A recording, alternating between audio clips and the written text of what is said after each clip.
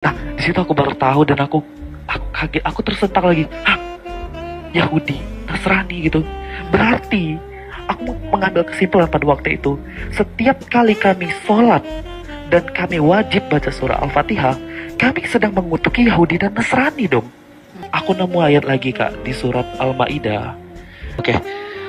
وقفينا على آثارهم بعيسى ابن مريم مصدقا لما بين يديه من التوراة وآتيناه الإنجيل فيه هدى ونور ومصدقا لما بين يديه من التوراة وهدى وموعظة للمتقين. Shalom saudara-saudara yang dikasihi Tuhan, jumpa kembali di channel YouTube saya. Kesempatan ini kita mau mendengar kesaksian dari seorang pemuda muslim yang mana ia mengatakan bahwa ternyata setiap sholat ada kalimat yang diucapkan mengutuk orang Yahudi dan Nasrani. Hanya memang dia tidak tahu karena itu berbahasa Arab. Tapi setelah dia pelajari, dia melihat tafsiran, ternyata ini ada kalimat mengutuk. Akhirnya hal itu membuat imannya goncang, bahwa ini adalah satu ajaran yang tidak benar. Akhirnya terus mempelajari Alkitab, Al-Quran, dia bandingkan, dan menemukan bahwa di dalam Alkitab ada kebenaran sejati. Akhirnya lalu kemudian putuskan untuk terima Yesus sebagai Tuhan dan Juru Selamat. Berbiasa saudara-saudara, semoga pemuda ini terus dikuatkan oleh Tuhan imannya, semakin diberkati dalam segala hal. Dan kita percaya bahwa Tuhan sendirilah yang memilih, memanggil, menetapkan untuk menjadi pengikutnya. Sehingga dengan demikian bahwa kalau sudah dipilih oleh Tuhan, tidak ada seorang pun yang akan bisa menghalang-halangi.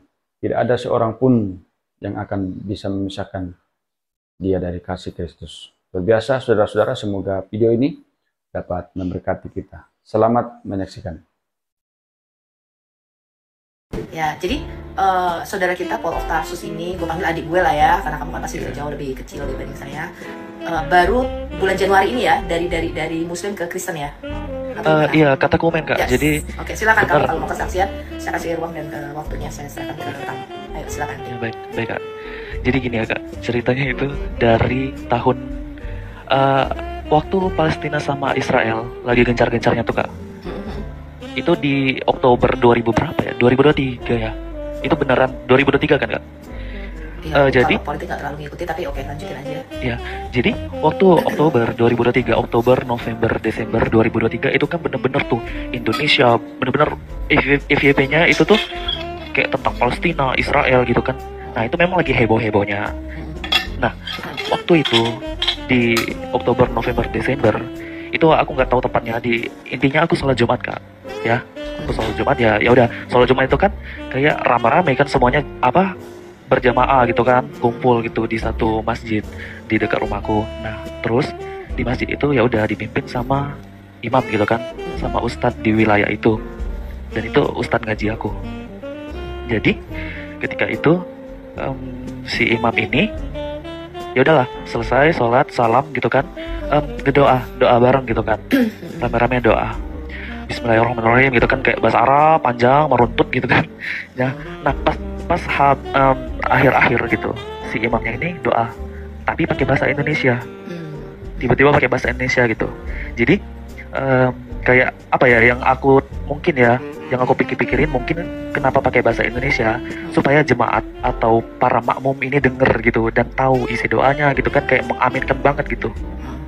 Nah jadi doanya nih gini ya kak, seingat aku gini, ya Allah gitu kan, ya Aziz yang maha perkasa gitu kan, tunjukkanlah keperkasaanmu, laknatullah bagi umat Yahudi, Israel, Zionis gitu kan. Melaknat itu ya. Iya. Doanya mengutuk gitu ya, melaknat ya. Betul. Jadi kayak okay. Kaum kafir, laknatullah gitu kan, terkutuklah gitu kan, kayak gimana ya? Ya Allah, engkaulah yang maha kuasa, engkaulah yang maha perkasa gitu kan. tunjukkanlah kekuasaanmu gitu kan, bla bla segala macam, intinya melaknat, mencelakai, doa-doa yang mencelakai, mencerca, mencaci segala macam ya kak, hal-hal yang jahat gitu. Nah di situ posisinya ya udah aku masih muslim gitu kan. Nah aku tuh kaget si imam itu ngedoa gitu, jadi kayak aku tersentak batinku, kok gini gitu kan. Nah aku gimana ya, mulai batin aku tuh kayak apa ya, menolak gitu. Di situ aku nggak mau mengaminkan kak. Nah padahal ya udah kan, sebagai seorang muslim kan kita itu sama apa, harus ngedukung gitu kan. Itu tahun Ya. 2000 berapa? 2023 ya? Iya, Masih 2023. baru-baru ya? Iya, Oktober gitu kan, Awal. Oktober. Iya. Jadi di situ aku bertolak banget apa yang dikatakan sama si imam atau si ustadz itu, pemimpin sholat Jumat pada hari itu. Soalnya doa-doanya itu yang kayak gitu, laknatullah gitu kan, terlaknatlah umat Yahudi, Israel, Zionis gitu kan. Nah, di situ aku langsung doa pribadi kak, doa pribadi. Jadi aku doa kayak gini, ya Allah gitu kan, Engkaulah yang maha pengasih lagi maha penyayang, Engkau Ar-Rahman Ar-Rahim gitu. Pastilah Engkau ingin umat manusia ini berdamai gitu kan, intinya gitu aku doa.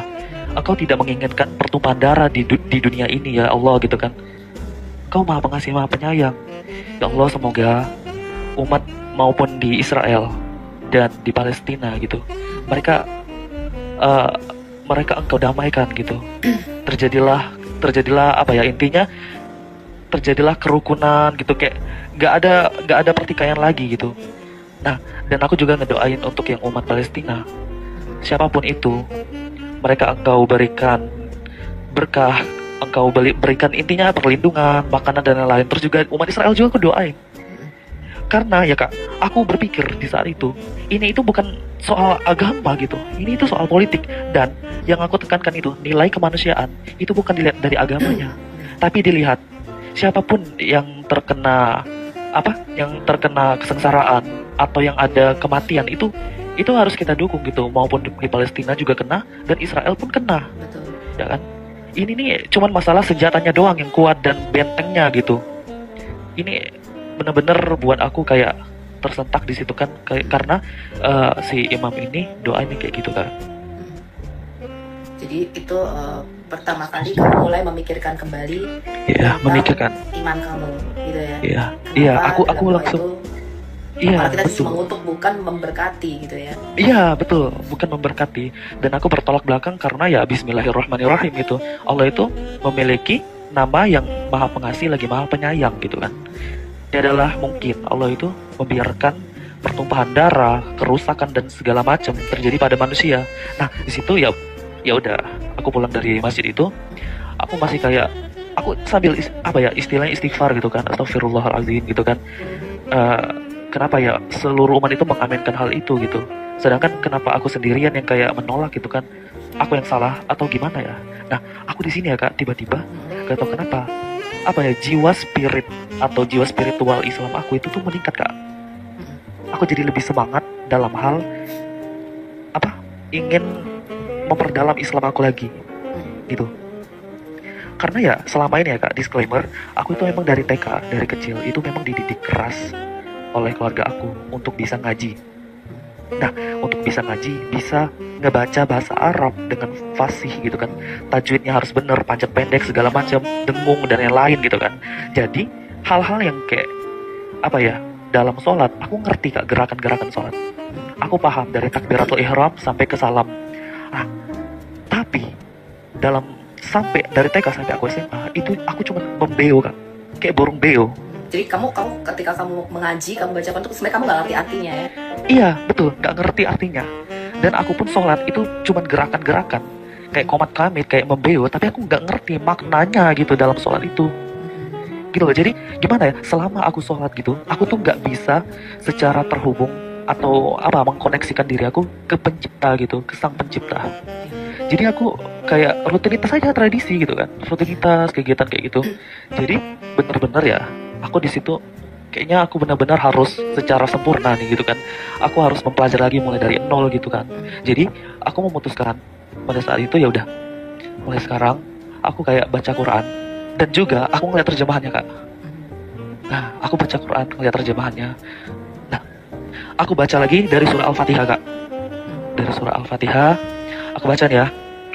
Di situ kan tertulis ihdinas siratal mustaqim, tunjukilah kami jalan yang lurus, siratal ladzina an'amta 'alaihim ghairil maghdubi 'alaihim waladdallin, yaitu jalan orang-orang yang telah engkau beri nikmat kepadanya, bukan jalan mereka yang dimurkai, dan bukan pula jalan mereka yang sesat.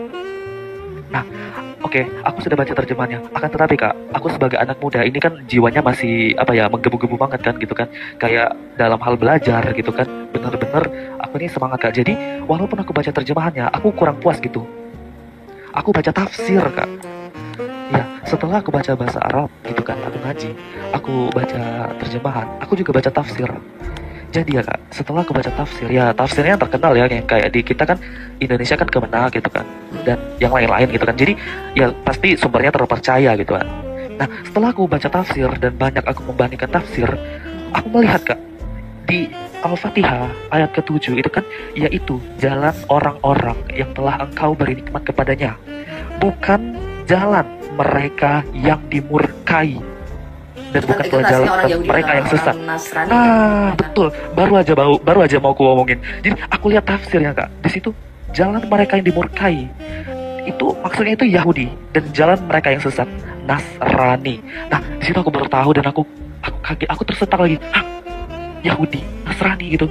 Berarti aku mengambil kesimpulan pada waktu itu, setiap kali kami sholat dan kami wajib baca surah Al-Fatihah, kami sedang mengutuki Yahudi dan Nasrani dong. Baru sadar. Tapi sebenarnya itu udah pernah dikupas juga ya sama Christian Prince Arab juga ya, bahwa surah Al-Fatihah itu yang terakhir itu memang di dalam tafsirnya jalan orang-orang yang dimurkai dan jalan orang-orang yang disesatkan itu adalah tafsirnya adalah buat ditujukan khusus untuk Yahudi dan Nasrani gitu ya teman-teman. Yahudi ya. Dan Nasrani gitu. Jadi kayak tiap kali doa Al-Fatihah itu banyak, Tuhan jangan kami seperti dia gitu kan. Iya, jangan kami yang seperti dimurkai. Ini gitu. Nah, iya itu maksudnya. Wah, betul. Jadi ini aku kaget, titik kedua kamu mulai menyadari apa nih gitu kan, mulai memikirkan kembali nih kepercayaan kamu terhadap Islam. Betul. Oke, terus jadi Kak, setelah aku baca ya surah Al-Fatihah ayat ke-7, aku kaget tafsirnya gini gitu kan. Selama ini ya udah aku baca-baca aja, kayak ya udah kayak gitu, aku nggak peduli gitu kan. Jadi setelah aku memperdalam lagi, kami selama sholat dari kecil sampai sekarang, selama sholat dari kecil sampai sekarang, aku mengutuki Yahudi dan Nasrani. Jadi aku kaget di situ. Apa ini gitu kan? Kenapa kayak gini gitu? Kayak aku bertanya-tanya Kak, kenapa Tuhan Allah gitu kan kayak mengarahkan pedang yang tajam kepada Yahudi dan Nasrani terus. Si imam juga berdoa melaknat kaum Yahudi, Israel, dan kaum kafir, ya kan, kaum kafir itu. Kenapa selalu mengarahkan tertuju kepada Yahudi dan kalau nggak Yahudi, Nasrani? Kristen dalam tanda petik yang mereka ini. Dalam tanda petik ya. Nah, jadi ada apa sih sebenarnya dalam Islam ini? Kenapa kayak gimana ya? Anti banget sama dua kelompok ini. Padahal dari semua agama, 4.000 agama di dunia ini gitu kan ya. Iya, betul. Ada apa sih ini gitu kan? Setelah aku baca tafsir itu ya Kak, secara online gitu kan, aku masih agak ragu tuh. Ya udah, aku pergi ke tempat guru ngaji aku, Bu Ustazah gitu kan. Nah, aku nanya sama Bu Ustazah itu, Bu, benar gak ya tafsirnya begini ya? Orang-orang yang dimurkai itu maksudnya Nasrani, dan orang-orang yang sesat itu maksudnya orang-orang yang dimurkai itu Yahudi ya. Nah, orang-orang yang disesatkan itu maksudnya Nasrani. Betul kan Bu, yang di surah Al-Fatihah? Nah, aku nanya seperti itu sama Bu Ustazah aku, dan Bu Ustazah aku bilang, iya, betul, Paul gitu kan. Ini nama samaran ya, Paul gitu. Betul, Paul. Betul. Kenapa mainnya? Hah? Kok begitu, Bu? Ya emang begitu, karena Islam itu agamanya menyempurnakan katanya.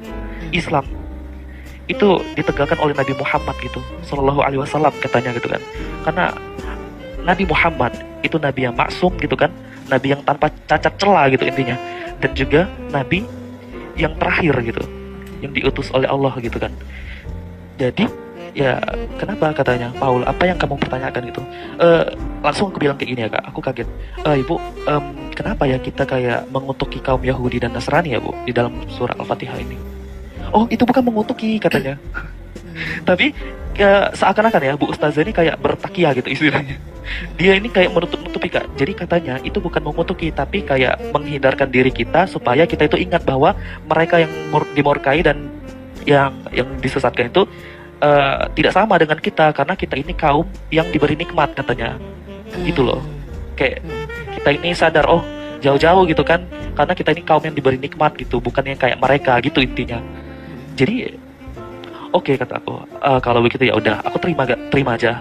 Tapi yang jelas aku udah tahu tafsirnya bahwa itu merujuk kepada kaum Yahudi dan Nasrani gitu, orang-orang dimurkai dan orang-orang yang sesat gitu kan. Nah di sini ya udah, aku nggak gimana ya, rasa penasaran aku masih menggebu-gebu lagi itu kan, baca Quran lagi. Nah setelah aku baca, aku nemu ayat lagi Kak di surat Al-Maidah, tentang ini ya Kak, intinya Injil itu petunjuk cahaya bagi orang-orang yang bertakwa. Kayaknya Al-Maidah 100 berapa gitu. 46 ke 40. 6, coba ya Kak, kita buka ya. Aku soalnya di depan aku Quran. Aku masih ada Quran. 46. Ya, Al-Maidah ayat 46. Coba ya. Ya. Apa boleh? Al-Maidah surat ke-5 ya. Ya. Nah, sini ya. Oke. وقفينا على آثارهم بعيسى ابن مريم مصدقا لما بين يديه من التوراة وآتيناه الإنجيل فيه هدى ونور ومصدقا لما بين يديه من التوراة وهدى وموعظة للمتقين. Baca aja, saya nggak ngerti itu bener apa nggak nih teman-teman, ini dikepokin dulu nih. Boleh dong support Paul of Tarsus ini nih, kayaknya pertobatannya dari penganiaya Kristus sekarang menjadi berkobar-kobar memberitakan Injil Kerajaan Surga. Dikasih tepuk tangan dulu dong ya. Bacaannya hebat banget, udah dari kecil teman-teman. Oke, terus oke, apa yang kamu dapat dari ayat itu? Al-Maidah ayat 46 yang artinya, dan kami, Allah di sini maksudnya Allah, dan kami teruskan jejak mereka dengan mengutus Isa putra Maryam, membenarkan kitab yang sebelumnya, yaitu Taurat, dan kami ya menurunkan Injil kepadanya, yaitu kepada Isa. Di dalamnya terdapat petunjuk dan cahaya, dan membenarkan kitab yang sebelumnya, yaitu Taurat, dan sebagai petunjuk serta pengajaran untuk orang-orang yang bertakwa. Nah, jadi Kak, kayak gini ya. Betul, aku udah cocokin juga nih ayatnya. Ayo, terus. Ya, Quran itu kan katanya menyempurnakan, betul kan Kak? Kata Bu Ustazah itu juga Quran itu ya salah satu fungsi gitu kan. Fungsinya itu pedoman bagi umat Islam gitu kan. Akan tetapi fungsi yang lain gitu menyempurnakan gitu.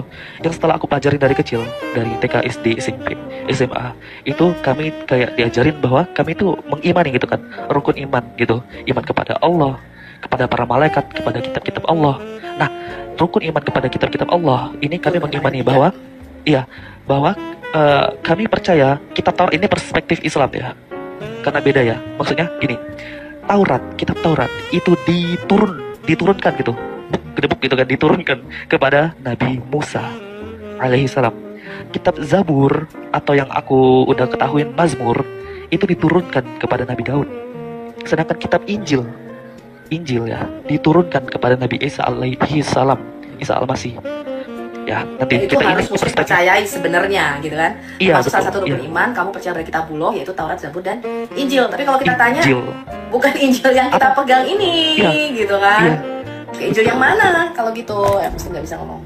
Oke, terus lanjut. Nah, kan Al-Quran itu mengklaim bahwa Al-Quran itu penyempurna gitu, menyempurnakan kitab-kitab terdahulu. Ya. Nah, setelah aku baca gitu kan, Al-Quran, semua ayat di Quran, di setiap titik komanya nggak ada kata membenarkan, nggak ada kata menyempurnakan. Yang ada adalah membenarkan. Kakak tahu nggak perbedaan antara membenarkan dan menyempurnakan? Iya benar. Kalau membenarkan itu nanti mengkonfirmasi atau menguatkan. Iya. Tapi justru kadang menguatkan. Orang-orang diverifikasi. Iya, orang-orang Muslim itu memplesetkan kata membenarkan itu dengan cara, oh tadinya salah, keliru, lalu dibikin betul. Nah, itu nggak benar ya teman-teman ya? Oh, enggak sih. Iya, membenarkan itu artinya ya mengkuatkan, mengkonfirmasi bahwa kitab Taurat, apa yang ada di dalam isi kitab Taurat, Mazmur dan itu betul. Benar, itu dari Tuhan gitu loh teman-teman. Dari Allah gitu. Betul. Nanti itu bisa Kak nanti itu bisa dibantah loh, nanti ya kita ini dulu membenarkan itu artinya itu apa, verifikasi sudah terkonfirmasi bahwa hal itu benar dan betul gitu kan. Betul. Nah, sedangkan kata menyempurnakan istilahnya itu berarti kitab-kitab terdahulu yang diturunkan dari Allah itu kitab-kitabnya tidak sempurna lagi, sudah salah, sudah sudah rusak istilahnya gitu. Nah, jadi kayak gitu aku kaget. Klaim bahwa Quran ini menyempurnakan itu nggak tepat gitu. Aku di sini mulai goyah tuh iman aku, Kak. Mulai goyah karena aku juga anak muda yang kritis, yang membenarkan serta menyempurnakan itu benar-benar apa ya istilahnya salah gitu. Maksudnya itu nggak sama istilahnya membenarkan dan menyempurnakan ya. Menyempurnakan ada yang kurang di dalam kitab sebenarnya dilengkapi. Betul. Seperti misalnya perjanjian baru itu sebenarnya menyempurnakan perjanjian lama, karena perjanjian baru itu menafsirkan dan menggenapi semua nubuatan-nubuatan, simbol-simbol ya, apa yang dikatakan para nabi itu disempurnakan di dalam perjanjian baru. Itu sebenarnya kata menyempurnakan itu lebih tepat perjanjian baru yang menafsirkan perjanjian lama gitu. Iya, itu dia. Nah, menyempurnakan gitu kan. Aku langsung bertanya, aku kan ya ada suatu kalimat ya Kak, bahwa di Islam itu gini, kalau kita belajar gak ada gurunya, tapi gak ada gurunya kita belajar gak ada gurunya nih ya gurunya itu setan gitu kalau kita gak ada gurunya. Jadi jadi aku belajar, aku baca Quran. Ya udah, aku langsung tanya ke Bu Ustazah itu tadi. Aku tanya ke Bu Ustazah kayak, Bu, gimana ya Bu? Katanya kan Al-Quran itu kan fungsinya sebagai pedoman bagi kita gitu kan. Akan tetapi selain itu Al-Quran itu ya penyempurna kitab-kitab terdahulu kan. Betul kan Bu? Iya betul kata Bu Ustazahnya. Oke Bu, kalau menyempurnakan gitu kan, apakah kitab-kitab terdahulu tidak sempurna ya Bu? Nah, si Bu Ustazah itu langsung bilang, iya betul, kitab-kitab terdahulu sudah dipalsukan, sudah dirusak oleh tangan-tangan orang yang tidak bertanggung jawab. Ini yang dicekokin sama ulama-ulama kalian kepada saudara-saudara muslim kita ya. Jangan baca Alkitab, udah palsu nih, katanya gitu. Iya, itu dia. Oke, terus? Oke. Setelah itu, setelah Ibu Ustazah itu panjang lebar, kali tinggi gitu kan, beliau menjelaskan intinya ahli-ahli Taurat dan ahli-ahli kitab sudah merusak kitab-kitab Allah gitu. Nah, di situ aku mulai tersentak lagi. Batin aku kayak apa ya, mengisyaratkan bahwa hal itu gimana ya? Langsung rasionalitas aku mulai bangkit gitu Kak. Aku langsung bertanya terang-terangan. Oke Bu, kalau misalkan dipalsukan atau sudah rusak kitab-kitab terdahulu, yang dimana kitab-kitab terdahulu itu diturunkan langsung dari Allah kan Bu? Ya betul kata Bu Ustazah itu.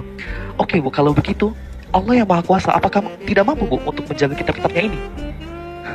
Ya kan secara rasional Kak, kitab-kitab terdahulu, kitab Taurat itu kan diturunkan kepada Nabi Musa, Zabur ke Daud, Injil ke Isa, itu kan dari Allah gitu kan, yang mana Allah ini Maha Kuasa gitu kan, dan kemahakuasaan Allah ini pasti bisa menjaga kitab-kitabnya sendiri, kitab-kitab suci ini.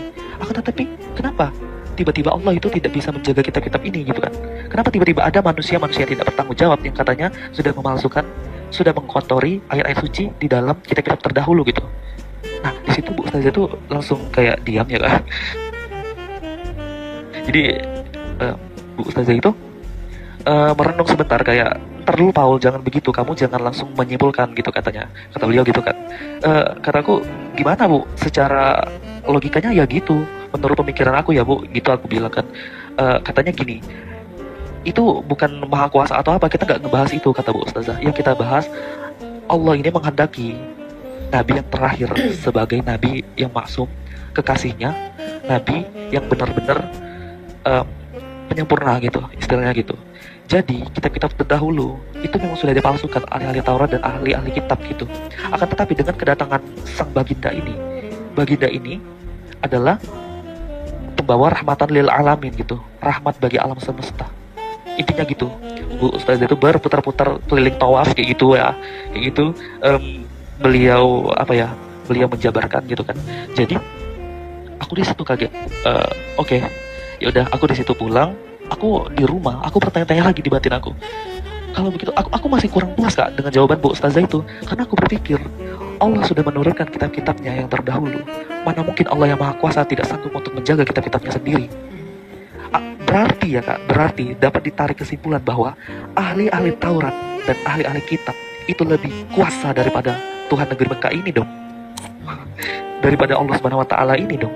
Gimana Kak? Ya, jadi di satu sisi memang kalau kita tanya, karena di dalam Quran sendiri dikatakan tidak ada yang dapat mengubah firman-firmannya Allah. Itu di satu Iya, sisi, betul. ya, ada ayat Quran mengatakan demikian. Tetapi di sisi lain, kalau kita lihat, itu juga ada di dalam Alkitab kita ya, bahwa firman Tuhan itu tetap teguh selama-lamanya.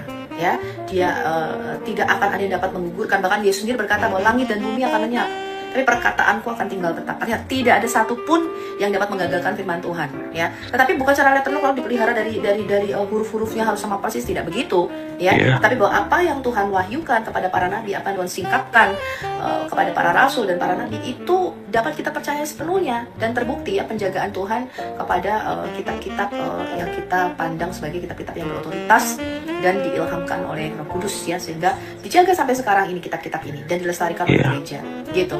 Tapi di sisi lain, Muslim membuat satu, karena sebenarnya begini, kalau saya melihat dari sejarah kita baca ya, sebenarnya dari mulai Al-Jalalain ya, atau tafsir-tafsir yang Ibn Katsir dan Al-Jalalain, Iya, itulah yang sudah terkemuka. betul, mereka lah yang memposisikan, ketika mereka membuka kitab Alkitab, mereka mungkin melihat ada, ini kayaknya beda nih dengan Quran kita, gitu kan. Iya. Nah, ketika dibuka, kita komparasi antara Quran dengan Alkitab, kok beda? Lalu mereka, wah, ini berarti ada salah satu yang nggak benar kan, gitu. Jadi karena ini adalah hukum non kontradiksi ya, artinya gini, jika sesuatu itu bertentangan atau berkontradiksi, Iya, Kak. nggak mungkin keduanya sama-sama benar, ya. Hanya ada dua possibility, satu, Quran salah, Alkitab juga salah, ya. Tapi nggak mungkin dua-duanya pas secara bersamaan itu benar. Kenapa? Karena isinya bertentangan, berkontradiksi. Bertentangan. Iya. Ya. Atau kalau Alkitab itu benar, berarti Quran yang keliru.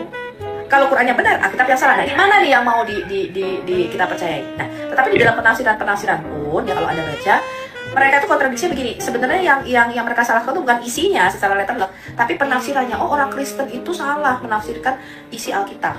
Nah, itu sebenarnya mereka tentang. Ada juga ulama yang seperti itu, gitu. Bukan yang dipalsukan itu bukan Alkitabnya, tapi penafsirannya, cara mereka membacanya, itulah yang ditentang. Sebenarnya seperti itu, ada juga yang para penafsir yang menafsirkan seperti itu. Jadi bukan isinya yang keliru atau dipalsukan, tetapi penafsirannya itu yang mereka tentang.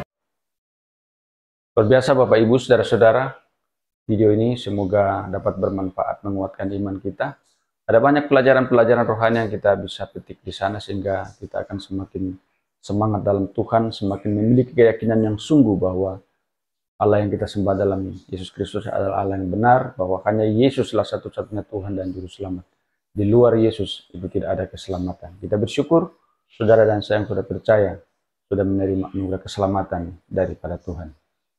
Sampai jumpa di video-video berikutnya, dan Tuhan Yesus memberkati.